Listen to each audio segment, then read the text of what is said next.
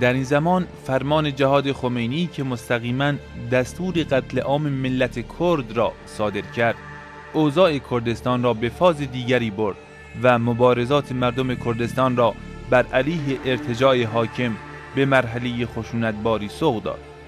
نعلین آخوندهای مرتجع به مراتب بیرحمتر از پوتینهای استبداد بود. آنها آزادی را زیر عباهایشان زندانی کردند و سانسور، قتل عام و دیکتاتوری را بر ایران و کردستان تحمیل نمودند. اما علیرغم همه این قساوت‌ها، خلق کرد در برابر این هجوم و دیکتاتوری مقاومت و جانفشانی کرد و حماسه‌های جاویدان را در تاریخ به یادگار گذاشتند. کردستان بعد از فرمان خمینی به طور کامل تحت محاصره سیاسی، اقتصادی و نظامی قرار گرفت.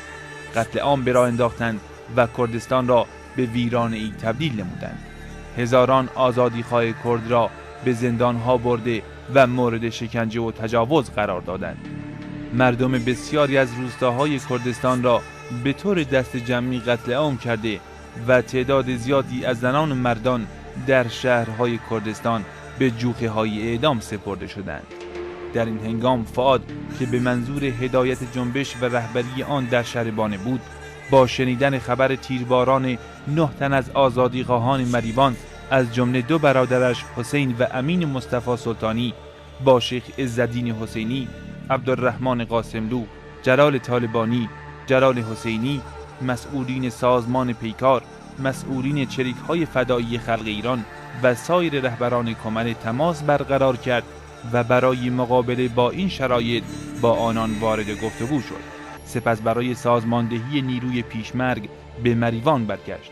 بعد از توصیه‌های لازم و سازماندهی نیروی پیشمرگ در منطقه مریوان تصمیم گرفت که مجدداً به شهر بانه برگردد.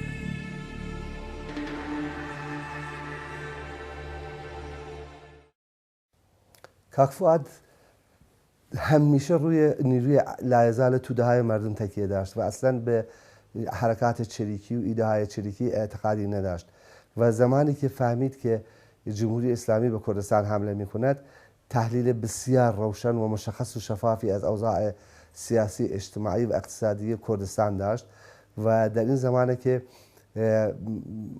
یکی از عواملی که انتخاب کرد و تونست به عنوان مبارز مبتکر مبارزات مدنی خودشو چهره و سیمای خودشو نشون میده، گفتگو بود با سران جمهوری اسلامی. اولین باری بود که سران جمهوری اسلامی ایران به کردستان اومدن و در رو با رهبران کرد قرار گرفتند.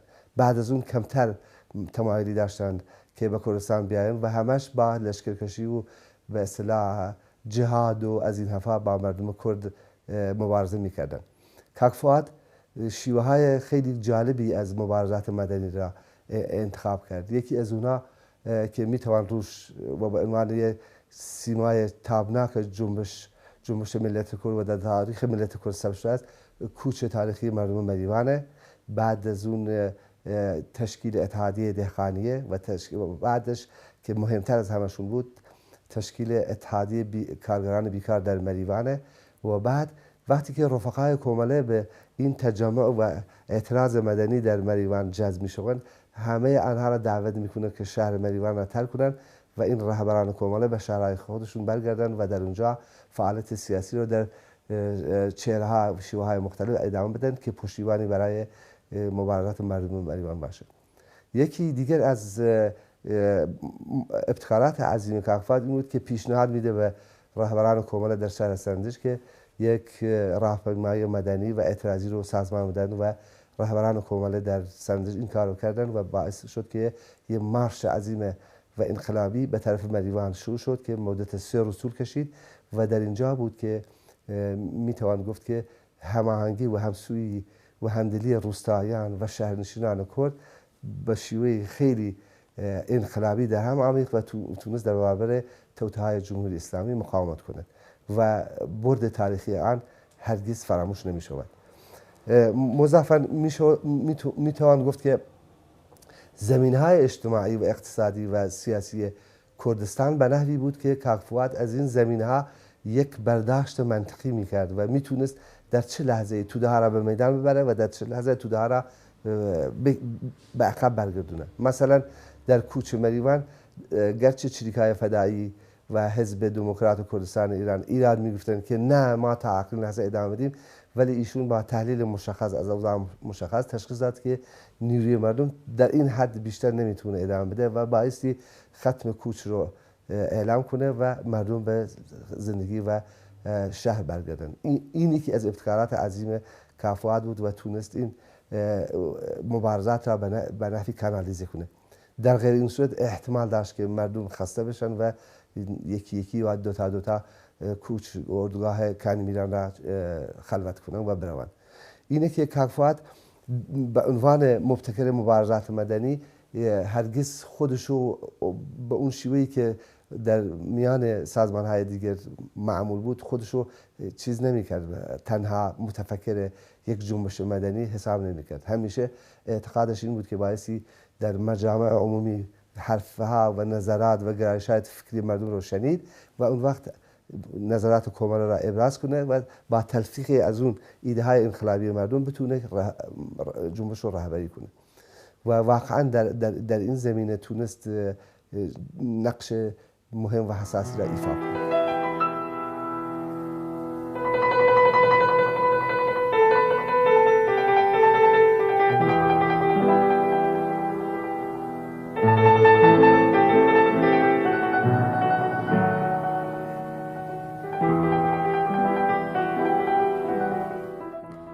شلیکی لرزه بر قامت لبانش زد.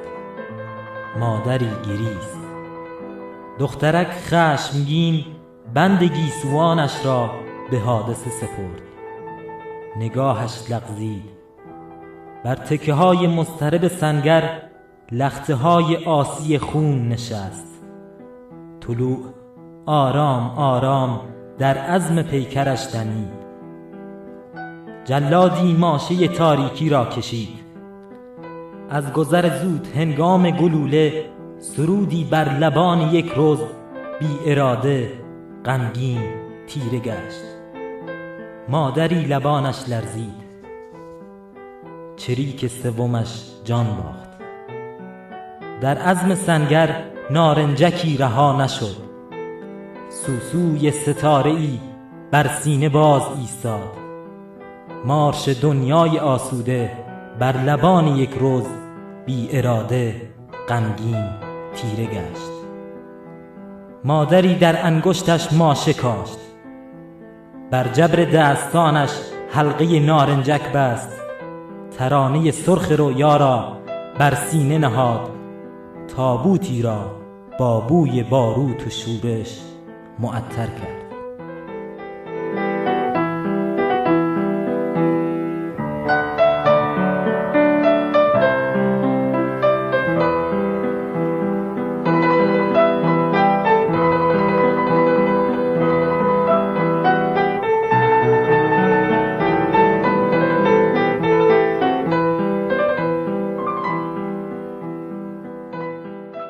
من فکر کنم اطلاق این عنوان به کاک فؤاد بسیار بجا و با مسماست.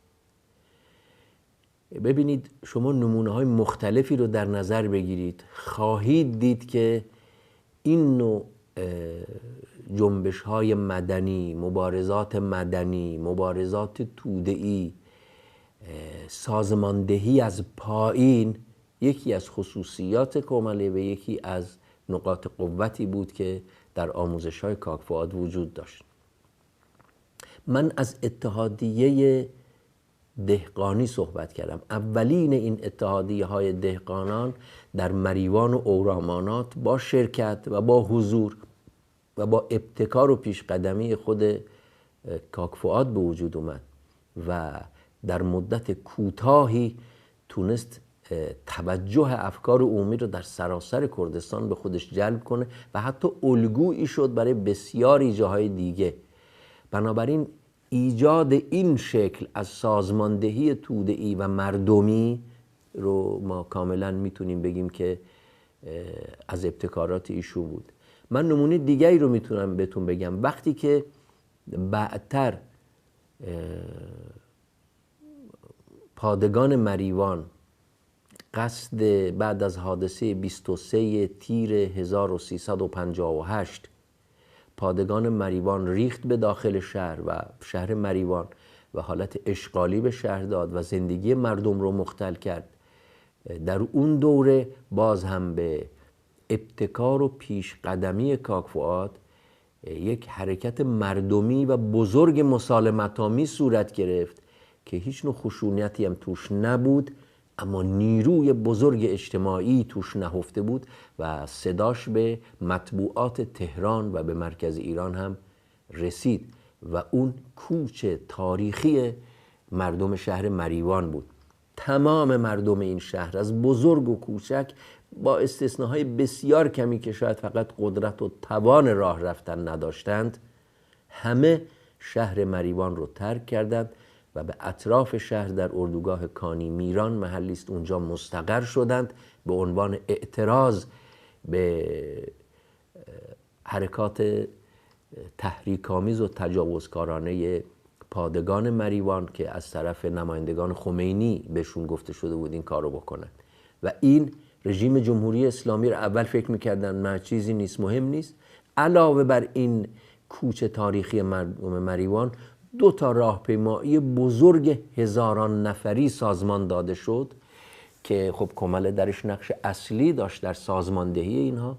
یکی از سقه زبانه به طرف مریوان و دیگری از سنندج به طرف مریوان که فعالان سیاسی و مردم در پشتیبانی از حرکت مردمی کوچ مردم شهر مریوان به این شهر پای پیاده صدها کیلومتر رو رفتند و خب اینا همه حرکات مدنی است. اون چیزی است که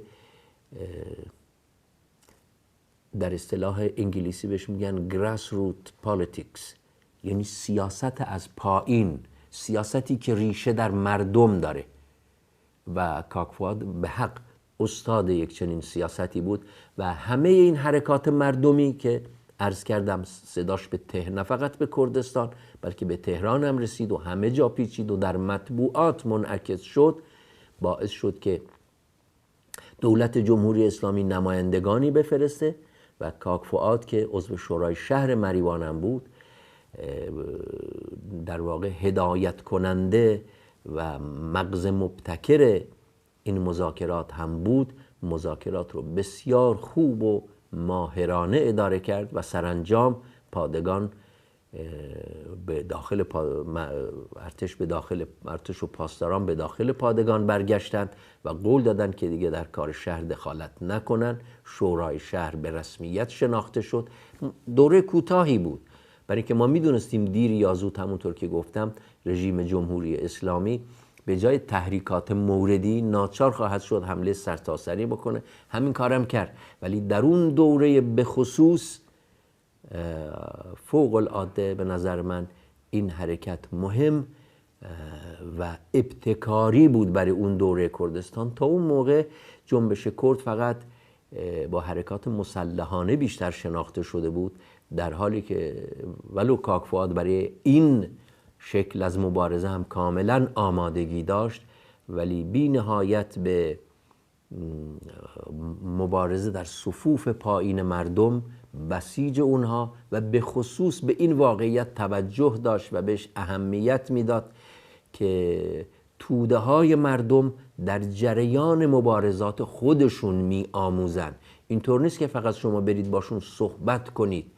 توده ها بایستی درگیر جریان مبارزه سیاسی و اجتماعی بشن، ولو از خواستهای کوچک شروع کنن. اصلا اهمیتی نداره این خواست در ابتدا چقدر کوچکه، مهم اینه چقدر مردم رو درگیر میکنه، درگیر یک تلاش و مبارزه متحدانه عملی میکنه.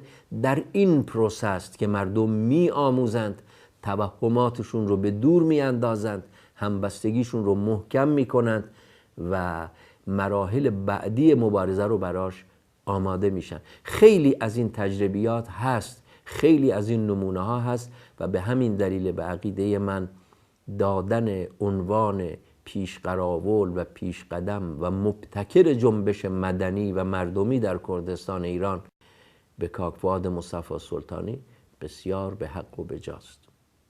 جمهوری اسلامی فهمیده بود که کومله یک سازمان انقلابی و محبوب توده هست و میلیون ها نفر از مردم کردستان به اون اعتماد داشت و در لحظه‌ای که قیام ایران به ثمر رسید، کومله به اوج قدرت خودش از نظر سیاسی رسید و اگر بگم هژمونی سیاسی کردستان رو در دست داشت، سخنی به اغراق نرفته و حتی تونست یک حزب سیاسی و کلاسیک در کردستان رو تو تنگنا قرار بده، به این ترتیب که در برابر حزب دموکرات کردستان ایران شکوفایی عظیمی از خودش نشون داد و تونست یک وزنه سنگین سیاسی در کردستان باشه.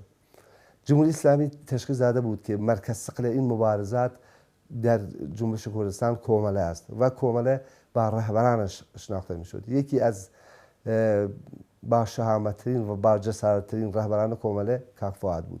خوشبختانه بعد از ایشون رهروان صدیق و پاک دامن و شجاع کاک فؤاد راهش ادامه دادن و جنبش ملت کرد کماکان ادامه داره و هنوزم میشه گفت که نقطه امید و نقطه اتکای ملت ایران همین جریان کردستان و جنبش کردستانه که در آینده بتونه تحولات عظیمی رو به وجود بیاره.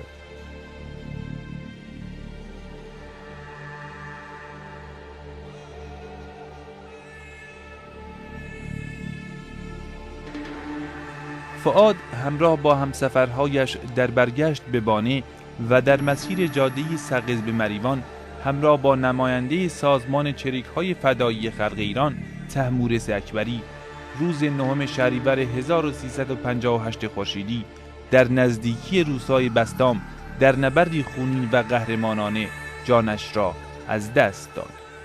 مردم منطقه پیکر فؤاد را به مریوان آورده و به سمت مسجد جامع به حرکت درآمده و با احترامی زائد الوصف که شایسته آن رهبر مبارز بود آخرین دیدار و احترام خیش را به جا آوردند. سپس پیکر او را به طرف زادگاهش یعنی روستای آلمانه بردند و بعد از ادای احترام در کنار برادران جانباخته‌اش حسین و امین مصطفی سلطانی که 6 روز پیش در پادگان مریوان به دستور خمینی و نماینده‌اش شیخ صادق خرخالی تیرباران شده بودند به خاک سپرده شد. لازم به ذکر است بعد از مدتی اندک 2 برادر دیگر رفیق فؤاد به نامهای ماجد و امجد به دستور مقامات رژیم آخوندی اعدام شدند. رفیق فؤاد در مدت 11 ماه رهبری مبارزات خلق کرد برای اولین بار در تاریخ مبارزات جنبش‌های چپگرا در خاورمیانه توانست کومله را همچون جنبشی چپ به میان توده‌های زحمتکش برده و پشتیبانی توده‌های ملت کرد را جلب کرد.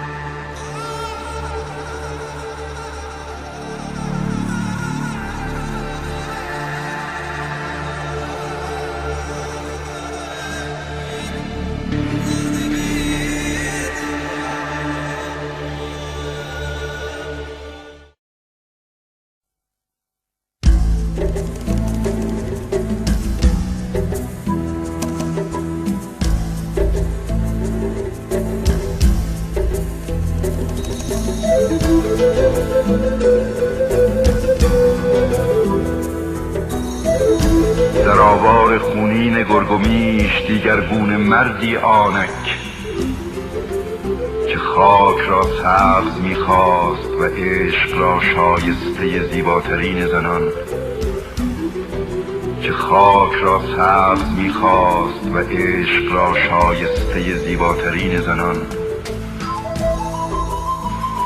که اینش به نظر هدیتی نچنان کمبها بود که خاک و سنگ را بشاید، که اینش به نظر هدیتی نچنان کمبها بود که خاک و سنگ را بشاید. چه مردی چه مردی که می گفت قلب را شایسته تران که به 7 شمشیر عشق در خون نشیند. چه مردی چه مردی که می گفت قلب را شایسته تران که به 7 شمشیر عشق در خون نشیند و گلو را بایسته تران که زیباترین نامها را بگوید. و شیراهن کوه مردی از این گونه عاشق میدان خونین سرنوشت به پاشنه آشیل در نوشت. رویین تنی که راز مرگش اندوه عشق و غم تنهایی بود. آه اسفندیار مغموم، تو را آن به که چشم فرو پوشیده باشی. رویین تنی که راز مرگش اندوه عشق و غم تنهایی بود.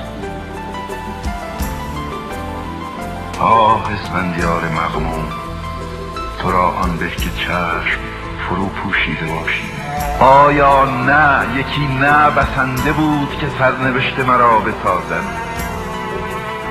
من تنها فریاد زدم نه، من از فرو رفتن تن زدم، من از فرو رفتن تن زدم، من از فرو رفتن تن زدم.